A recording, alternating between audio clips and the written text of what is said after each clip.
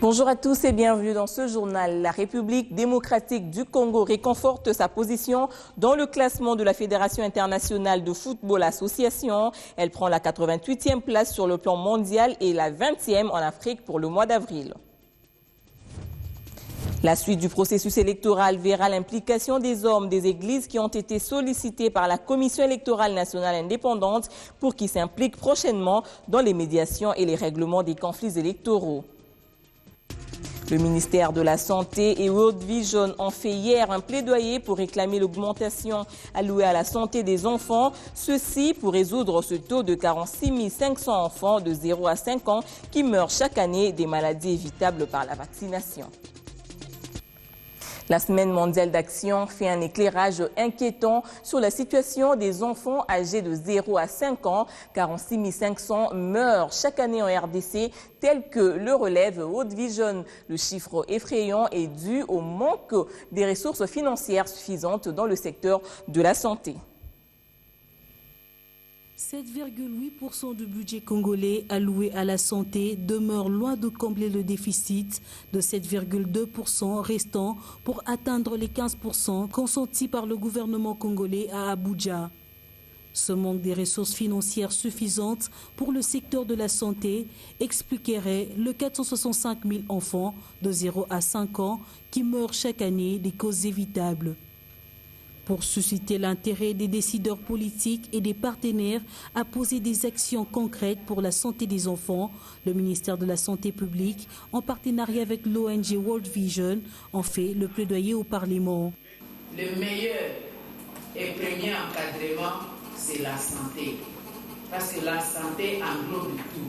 Il n'y a pas que la santé dans le sens des soins médicaux, il y a aussi la santé alimentaire, il y a aussi la santé mentale, il y a tout ce qui englobe pour la vie intrinsèque d'un être humain. C'est alors qu'on peut suivre sur les questions d'instruction et d'orientation ailleurs dans la vie. Face à la commission mixte socioculturelle et ECOFIN venue pour la circonstance, la députée nationale Marie-Ange Lukiana a présenté la quintessence de la proposition de loi sur la santé de la reproduction. Ça peut changer le fait qu'on puisse réduire sensiblement la mortalité des femmes qui accouchent, que les femmes ne meurent plus en donnant la vie et que les bébés ne naissent plus sans qu'on puisse les désirer ou que ne meurent pas à la naissance quand on les désire. World Vision peut compter sur les députés nationaux, sur les parlementaires, parce que les personnes qui vont adopter la loi, ce sont les députés et les sénateurs. Donc nous pensons déjà, nous avons vu beaucoup de collègues se sont impliqués dans le processus d'élaboration de cette loi. World Vision, qui accompagne le gouvernement afin de réduire la mortalité des enfants de moins de 5 ans, veut pousser les décideurs à poser des actions concrètes pour la santé des enfants.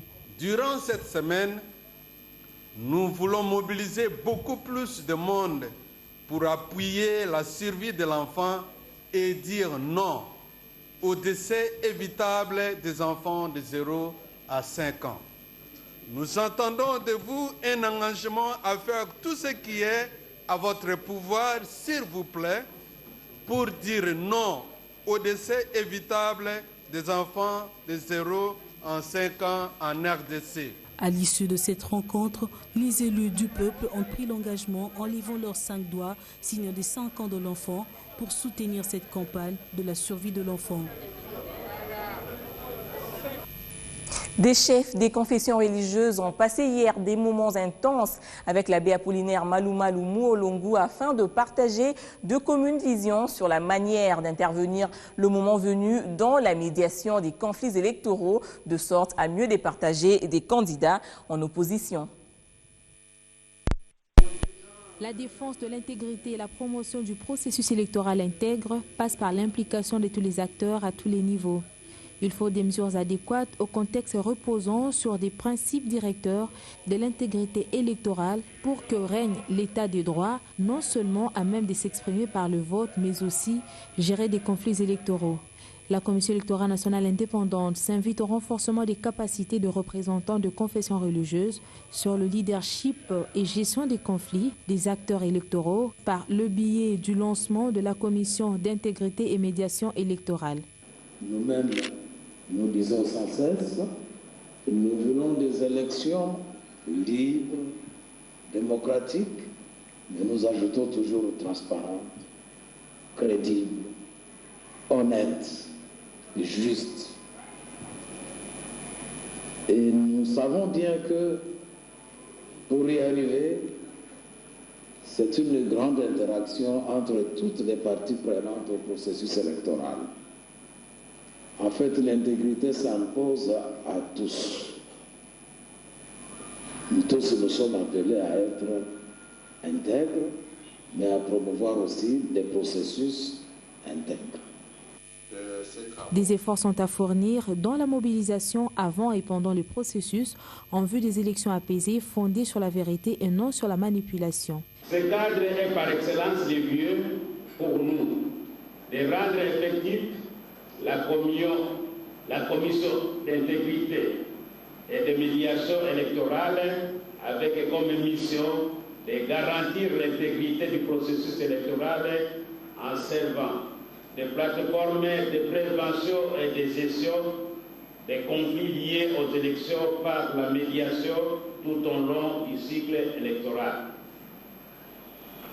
C'est pourquoi il est impérieux que nous soyons outillés et bien informés pour répondre aux attentes de la nation.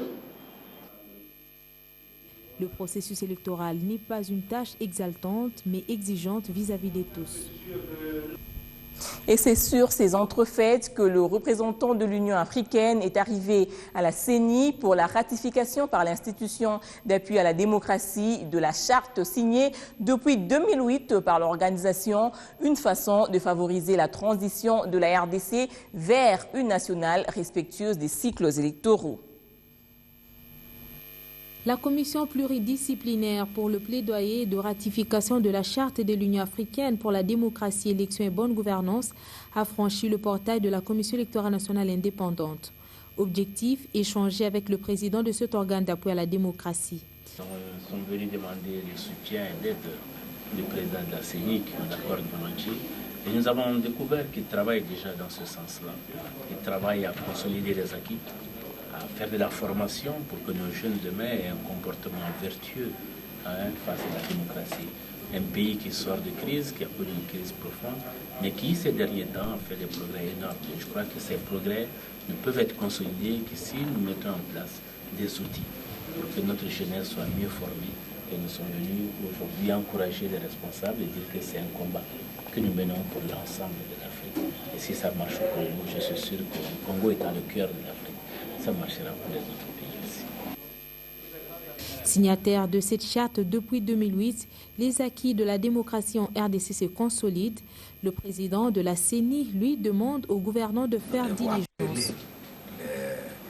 Les dirigeants qui doivent nous aider à obtenir cette ratification, de faire diligence, de le faire le plus tôt possible, parce qu'un pays comme la République démocratique du Congo ne peut pas être à la traîne par rapport à une question aussi importante comme celle-là, qui concerne aussi bien la démocratie, les élections et la gouvernance. Donc nous ne pouvons que soutenir cette initiative de l'Union africaine, nous rappeler que nous sommes membres à part entière de l'Union africaine et que nous devons montrer l'exemple. Un geste très significatif qui illustre le souci majeur de ces structures d'appui à la démocratie, c'est celui d'organiser les élections libres, transparentes et apaisées. Pendant ce temps, au Sénat, le ministre Fridolin Kaswechi répondait à la question orale du sénateur Léopold Ndolela Siki-Konde sur la gestion des fonds nationaux d'entretien routier, à la relative satisfaction de celui-ci qui lui a demandé de s'en tenir aux recommandations de l'audit extérieur. Il a par ailleurs proposé un schéma national d'aménagement du territoire. Un schéma national d'aménagement du territoire, c'est la réponse de Kaswechi qui a mis d'accord le Sénat. Revenu 48 heures après à la Chambre haute du Parlement, répondre aux préoccupations des sénateurs soulevées lors de la question orale du sénateur Ndolela Siki-Konde. Le patron des ITPR se veut rassurant quant aux grandes orientations en matière d'infrastructure. La mise en place prochaine d'un comité interministériel d'aménagement du territoire, CIAT en sigle, et d'un conseil national d'aménagement du territoire, CNAT en sigle, cadre légal de concertation où toutes les couches de la nation seront représentées. En attendant l'avènement effectif d'un schéma national d'aménagement du territoire qui devra donner les grandes orientations en termes d'occupation des sols, le gouvernement, avec l'appui de certains partenaires, a initié quelques projets dans le cadre de développement urbain. Ces projets seront élaborés pour chacun des chefs-lieux de nos provinces au fur et à mesure que les fonds nécessaires et leur mise en œuvre seront mobilisés. Fridolin Kaswechi a également relevé la nécessité de la classification routière qui tiendra compte de l'état des routes. La mise à jour de la classification routière. La mise à jour de la classification routière est un processus cyclique qui tient compte de l'évolution de plusieurs paramètres, dont le niveau de trafic, la densité de la population et le découpage territorial prévu par la Constitution, du fait que certaines routes provinciales actuelles qui relieront plusieurs futures provinces seront muées en route nationale. Au moment opportun, les analyses en cours au niveau des services spécialisés du ministère confirmeront la nécessité de cette reclassification. Le numéro 1 de ZTPR est confiant au gouvernement dans le volet modernisation et entretien de routes. Les élus du peuple, eux, promettent d'assurer les suivis. Quant au calendrier du chef du gouvernement, il a comporté hier une visite au domaine agro-industriel présidentiel de l'Antsélé en pleine rénovation. Augustin Matata Pogno est allé se rendre compte de la reprise de la production sur le site. Un an après la relance des activités dans le domaine agro-industriel présidentiel de l'Antsélé, le Premier ministre Augustin Matata Pogno s'y est rendu pour l'évaluation de l'accord de la réhabilitation de ce domaine. Nous sommes venus constater les progrès d'un secteur clé de l'avancement de notre pays. J'ai cité l'agriculture. Daipen, en 1969, se mettait en place. Quelques années après, vers les années 90, Daipen a été détruit. Aujourd'hui, Daipen renaît de ses cendres. Et Daipen renaît avec la modernité. Nous avons vu des installations modernes qui vont fonctionner aux standards européens. On va faire l'agriculture avec précision. On va faire l'agriculture moderne, industrielle. C'est ça le véritable social. Le domaine de l'Antsélé renaît de ses cendres. On compte à ce jour 42 poulaillers au service de l'élévation des poulets de chair contenant 3500 poussins. Matata Pogno y a visité aussi 3 bâtiments où logent les poussins. Les retombées de cet investissement seront bientôt visibles sur les assiettes des Congolais. En novembre, 900 poules seront abattues par heure. Après s'être démarqué des autres par le travail d'équité professionnelle et autres mérites, les 15 journalistes nominés du prix national de la liberté de la presse Lucien Chimpumpu ont été reçus hier par le Premier ministre à la primature. C'était après l'audience accordée à la délégation de la Midema venue échanger sur le climat des affaires en RDC. Les 15 journalistes primés le 3 mai dernier par le ministre de tutelle étaient reçus par le Premier ministre Augustin Matata Pogno. La corporation de Lambert Mendo Malanga justifie la reconnaissance de ce plébiscite. Je suis pleinement satisfait parce que le Premier ministre a honoré la profession, il a honoré notre initiative en voulant connaître personnellement les professionnels qui ont mérité de la nation aujourd'hui. C'est sa façon à lui de promouvoir l'excellence au sein de ce secteur dont beaucoup dépend pour que nous puissions réussir l'émergence de notre pays. Excellence, performance, progrès, voilà les mots-clés du message de Matata Pogno au lauréat du prix national de la liberté de la presse, Lucien Chimpumpu. En fait, ce que je dois dire, d'abord, je dis merci. Merci au Premier ministre de nous avoir reçus ici, de nous avoir réservé de son temps plus précieux. Pendant plus de 4 heures, nous sommes restés avec le Premier ministre pour échanger, pour discuter de notre profession. Je pense que c'est quelque chose de louable, quelque chose qui ne se fait pas tous les jours. Le rôle de la presse, comme l'a dit le Premier ministre, de faire des critiques constructives. Et j'ose croire que à ce niveau-là, la presse congolaise joue bien sa partition. Le Premier ministre s'est montré comme si c'est quelqu'un, quand il suit la presse, il ne voit pas suffisamment ce que fait la presse pour le gouvernement par rapport aux actes, aux gestes, aux actes qu'il pose concrètement pour la nation. Nous lui avons dit que quand la presse critique, ce n'est pas pour détruire, mais c'est pour construire et construire davantage. La délégation de la Midema, avec à sa tête l'administrateur délégué, était elle aussi reçue par le Premier ministre. Leurs discussions ont porté sur l'amélioration du climat des affaires. Nous sommes dans le domaine agroalimentaire. Nous avons une usine et nous comptons avoir une usine à Lubumbashi, mais également South Kivu, au sud Kivu. Donc, également, nous sommes dans la production des œufs. Donc, c'est dans ce domaine que nous comptons progresser avec nos affaires ici en République démocratique du Congo.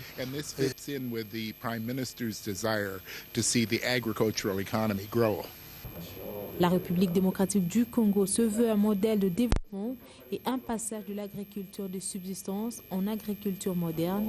Dans ce contexte, la Midema est l'un des piliers.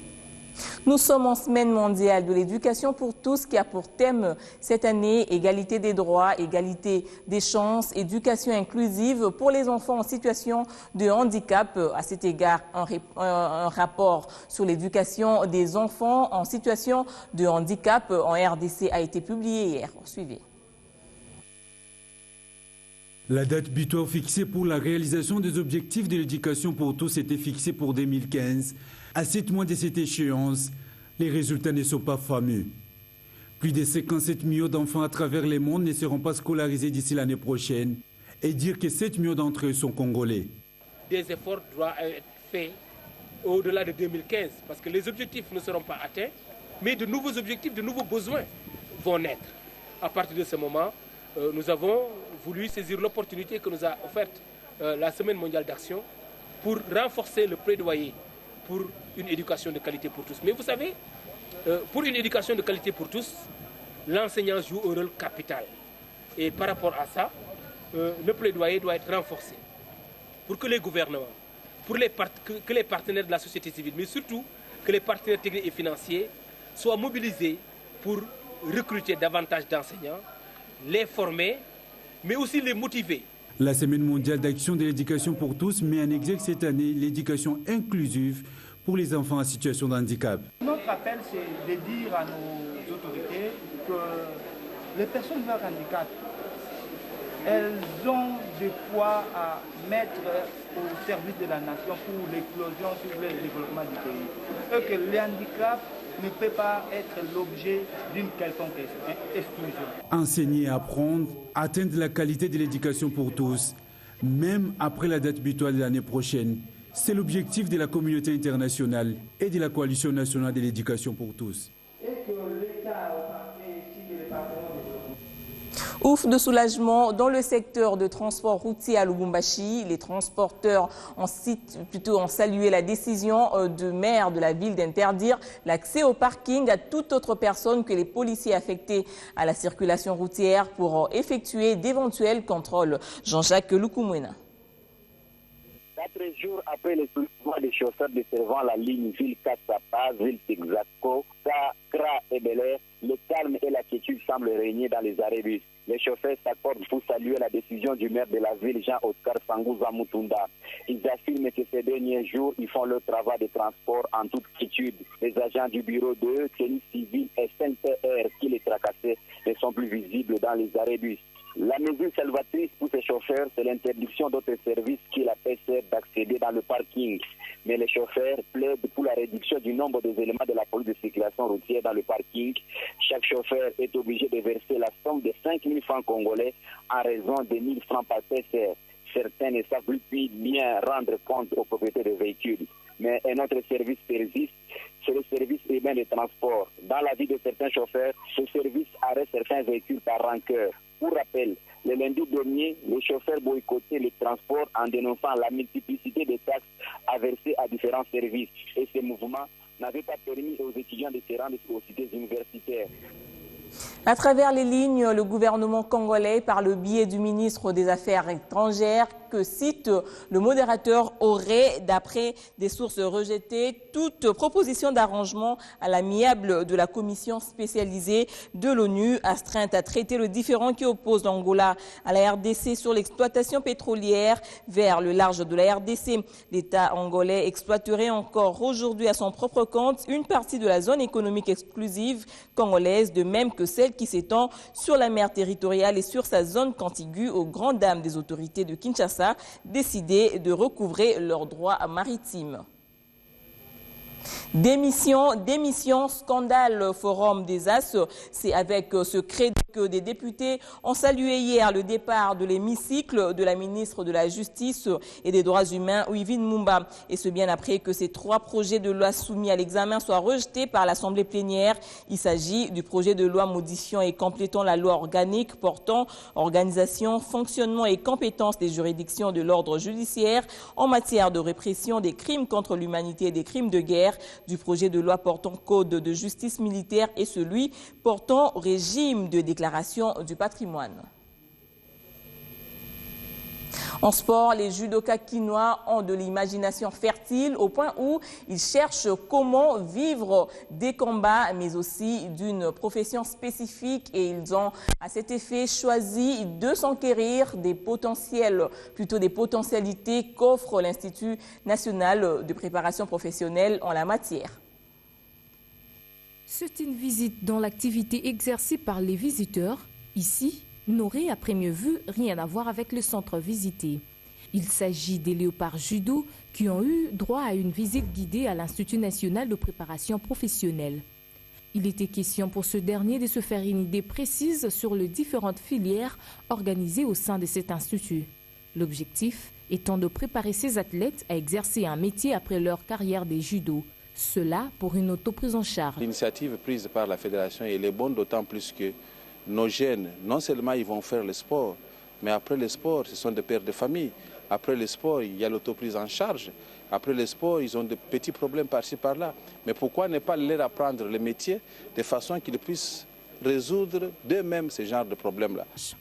C'est donc là une visite qui présage une intégration prochaine de ces sportifs au sein de ce centre. Tout sera mis en œuvre pour leur inscription, à en croire le chef de la délégation. Nous allons essayer de faire dans la mesure du possible qu'il n'y ait pas mécontentement, parce que même le président il a dit qu'il était tout à fait d'accord de prendre 200, 300 judokas. Je crois que le nombre est assez important, que tout le monde pourra se retrouver sans problème. Une volonté manifeste exprimée par ce judoka quant à apprendre un métier. Certains d'entre eux se sont déjà fait une idée sur ce qu'ils pourront embrasser comme filière.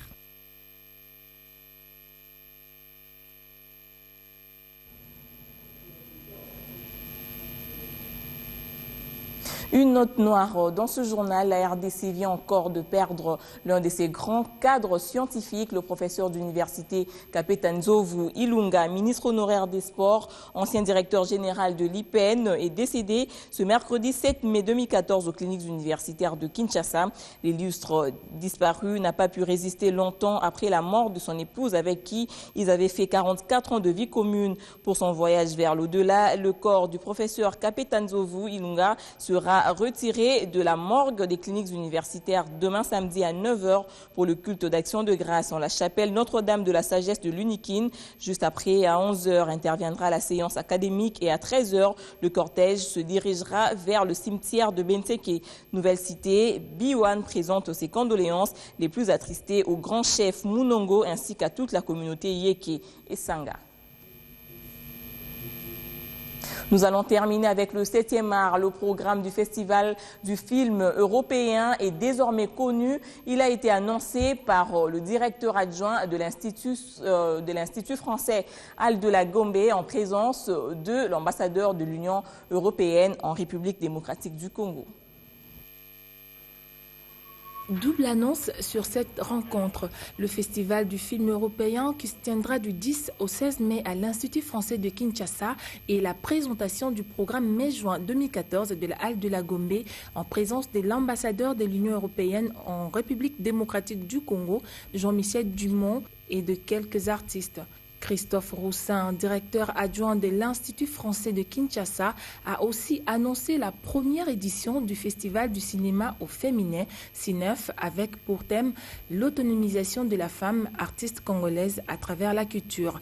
Ce thème sera développé durant le séminaire où toutes les personnalités du domaine culturel seront conviées à faire un état des lieux de la culture en RDC. Cette année, l'Institut français de Kinshasa a accepté la responsabilité d'être le principal organisateur du Festival du film européen qui se déroulera du 10 au 16 mai. Ce festival va illustrer l'amitié entre l'Europe et la RDC, une occasion d'échange et de partage, une chance supplémentaire de renforcer les liens culturels entre l'Union européenne et la RDC, a souligné l'ambassadeur de l'Union européenne en République démocratique du Congo. La jeunesse, pour sa part, profitera de la rubrique ciné-jeunesse avec l'animation Le Roi et la Reine des Neiges et Le Roi et l'Oiseau. Reportage signé Bibiche Kingombe. Revenons en sport, la RDC fait le statu quo au classement FIFA du mois d'avril 2014. Les Léopards se classent 88e au niveau mondial et 20e sur le continent. La première nation africaine est la Côte d'Ivoire, suivie de l'Égypte et de l'Algérie. L'Espagne reste numéro 1 mondial devant l'Allemagne 2e et le Portugal 3e. Et voilà, c'est la fin de ce journal. Merci de rester branchés sur B1 Télévision.